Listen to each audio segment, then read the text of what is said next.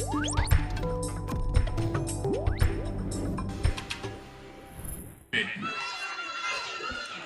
l'inspecteur de l'éducation et de la formation de Sangalkam, Monsieur l'inspecteur secrétaire général de l'IF de Sangalkam, point focal, Monsieur le représentant de la division de contrôle médical scolaire, Messieurs les représentants du projet USAID Breakthrough Action, Monsieur le chef de village, Monsieur le délégué de quartier de Noflaye, l'imam de Noflaye, chef coutumier de Noflaye, Monsieur le représentant du CGE, Monsieur le représentant de l'AME, Monsieur le représentant de l'APE, Madame la représentante de l'AME, Madame la représentante de la mairie de Sangalkam, le CODEC de Sangalkam, CODEPE de Sangalkam, directeur et directrice d'école, autres autorités administratives, religieuses et coutumières, parents d'élèves, distingués invités. Je voudrais, à l'entame de mon propos, présenter nos salutations les plus chaleureuses à toutes les personnes ici présentes. Au nom de l'équipe pédagogique de l'école élémentaire Ndiakhirat Noflaye et à mon nom, nous vous souhaitons la bienvenue à l'occasion de la journée de lancement des activités de la phase d'extension 2, de sensibilisation des élèves par leurs pairs sur les zoonoses prioritaires au Sénégal. En effet, avec le développement de l'élevage intensif qui favorise le contact permanent avec les animaux domestiques, expose les populations à des maladies appelées zoonoses. Ces maladies peuvent présenter des problèmes de santé pouvant affecter les personnes et les animaux. C'est pourquoi, à l'occasion de cette rencontre d'éveil et de sensibilisation, nous apportons notre contribution pour alerter les populations à prendre conscience de ce fléau. Mesdames, Mesdemoiselles, Messieurs les invités, je vous remercie de votre aimable attention et vous souhaite une bonne journée. Je commencerai d'abord par saluer Monsieur l'inspecteur secrétaire général, point focal, Assami Thiam. Bonjour, Monsieur les représentants de la division contrôle médical social, scolaire, Monsieur le chef de village, Madame la directrice de l'école, Monsieur les représentants du ministère, Madame Elisabeth de l'USAID, Docteur Mamdiara de l'USAID, Madame Adjaratou Diatoundiaï de One Health, Doyen Lamine Baldé, chef du projet, chers invités, en vos rangs, grades et qualités, chers parents, chers élèves, c'est avec plaisir que je suis venue représenter le maire de Sangalkam, empêché, à cette importante activité éducative. Le maire porte une attention particulière à ces activités-là, de l'éducation et de la santé, parce que c'est des compétences transférées à la commune. Donc nous sommes venus pour 3 raisons. La première raison, c'est une activité organisée par l'IF de Sangalkam en collaboration avec les partenaires USAID et autres partenaires. Et nous savons que l'IF est un bras technique de la commune de Sangalkam. Donc toute activité organisée au niveau de l'IF en termes éducatifs concerne directement la commune. Donc nous sommes venus pour accompagner l'IEF. La deuxième raison, s'il s'agit de l'éducation. Vous savez que l'éducation est une compétence transférée et la commune investit beaucoup dans le système éducatif au niveau de la commune de Sangalkam. La troisième raison, c'est que nous sommes dans le domaine de la santé aussi. Qui dit santé, dit population. Qui dit santé, dit compétences transférées aussi. Donc, là aussi, ça nous concerne directement. Et les enfants sont nos enfants. Et c'est la population. La commune est là pour les besoins de la population. Donc, voilà les raisons qui nous ont guidés pour venir assister à cette importante activité. Donc, pour le maire, il est prêt à accompagner toute la population dans toutes les activités. Chers partenaires, chers inspecteurs, le maire est à votre service. Le maire est votre collaborateur et il vous tend la main et il vous sollicite pour toute activité que vous organiserez. Il sera à vos côtés et il va vous accompagner.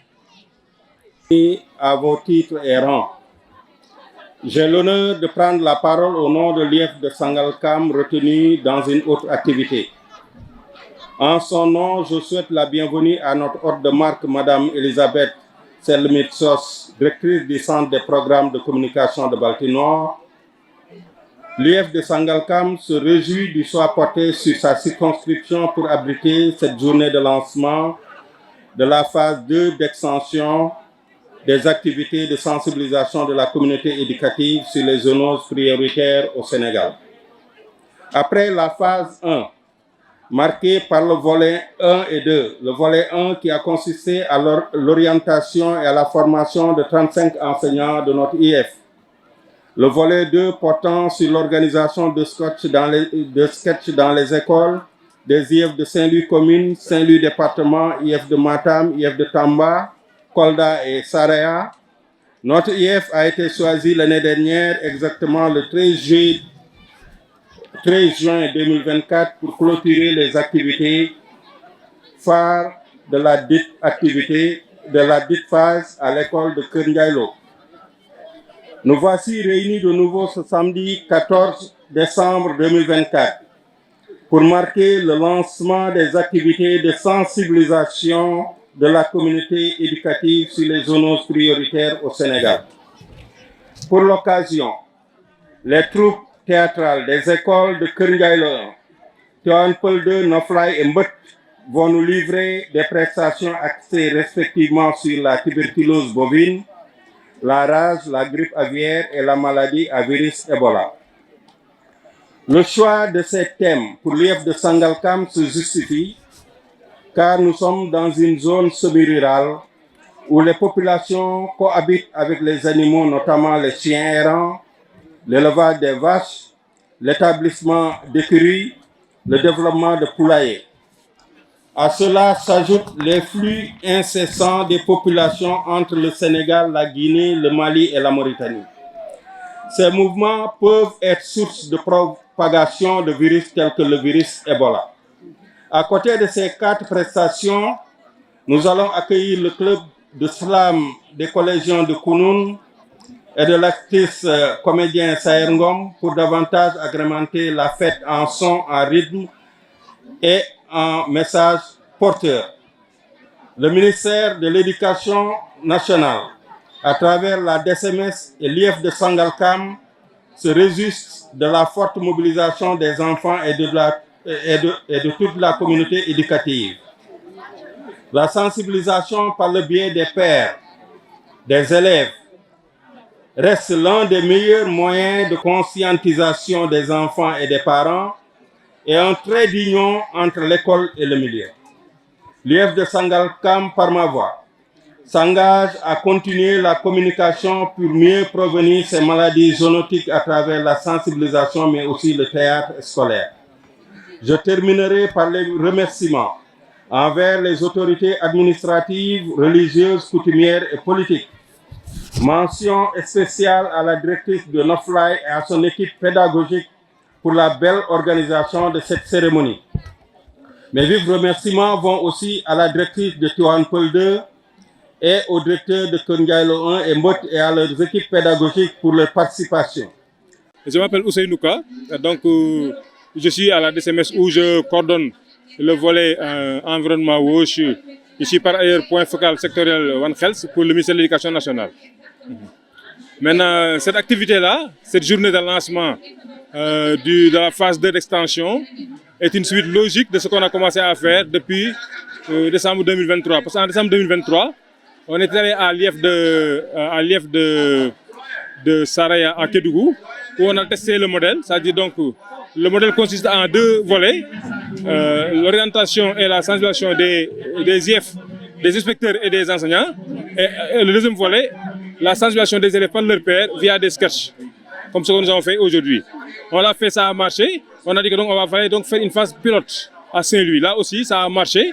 Alors donc on est passé donc à une phase d'extension 1 en prenant les IF de Matam, de Kédougou, de Tamba et de Kolda.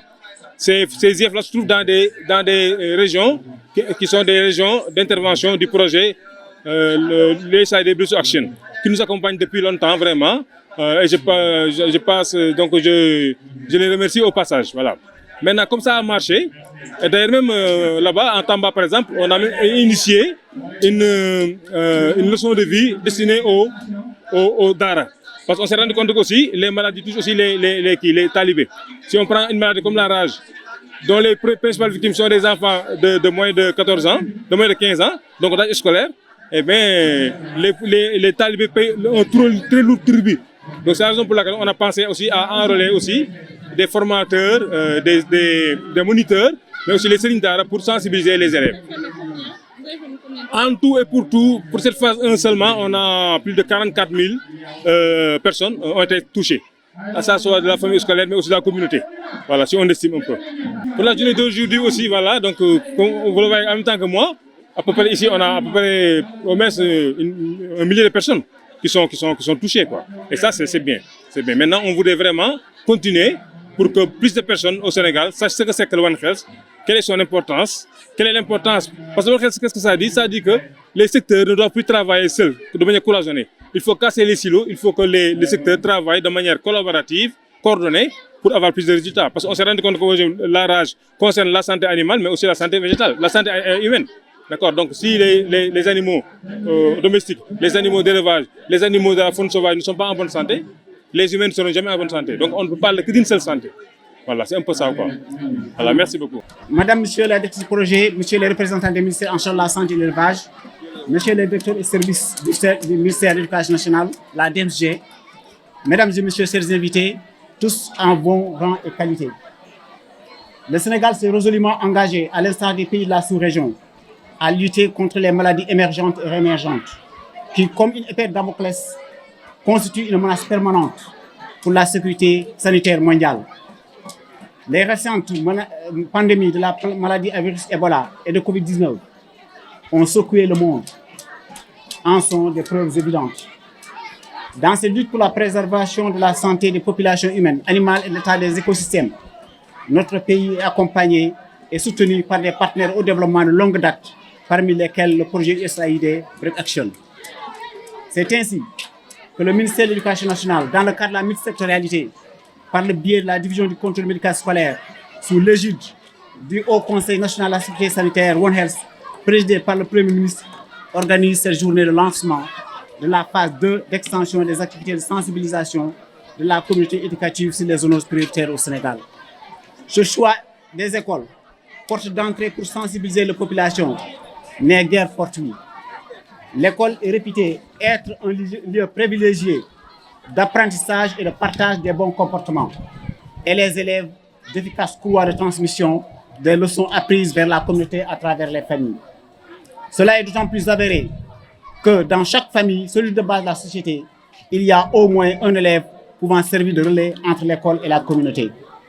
En plus, des maladies comme la rage constituent un danger pour cette tranche d'âge vulnérable compte tenu de la proximité avec les animaux comme le chien. Ainsi, je me réjouis du soutien permanent et innovant de notre partenaire USAID Brief Action, financé par l'Agence internationale pour le développement USAID, basée au centre des programmes de communication de l'Université Johns Hopkins aux États-Unis. Je ne saurais terminer mon propos sans remercier vivement, au nom du ministre de l'Éducation nationale, Mme Elisabeth Salerno-Mittos, directrice du projet du Centre de programme communication de Baltimore aux États-Unis,